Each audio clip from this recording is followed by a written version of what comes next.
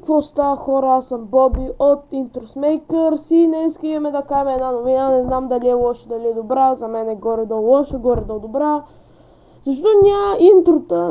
Причината, че забравих за канала и не ми се правят интрота тук, защото имам... Аз ще правя колко канала? 1, 2, 3, 4, 5 канала. Опа, чакайте. Къде отидохме? И да, имам толкова акаунти, навсякъде снимам и не мога да се вземам и с този канал, и с други, и с другия. Ще продължа да си правя интрота, след малко ще кажа къде е.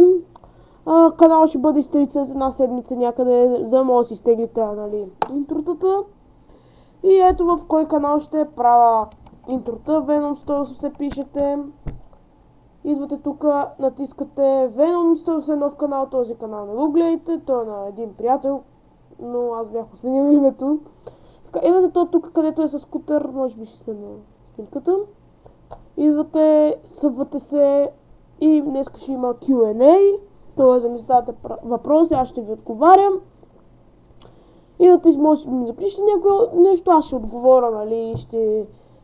Има и даже скриншот на името ви, ако има някакви писовини, естествено, че няма да им отговарям.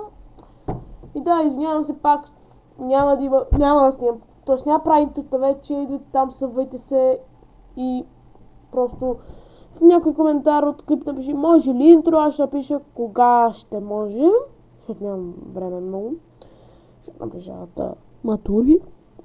Нали, ще намеря време, ще ви направя и ще го кача и после, нали, ще го изтрия, защото... Не, може да го изтрия, си помисля. Ще видим. Затова ходете се съвате канала след една седмица някъде, може би ще е изтрит. Ще видите, че е изтрит. Махайте си събовете и отивайте в другия. Например, тези хора, които са събнали тук, Мистер Куикен, Фабригеймер, Магили, всичките, отивайте там. Аз бях Боби, чао!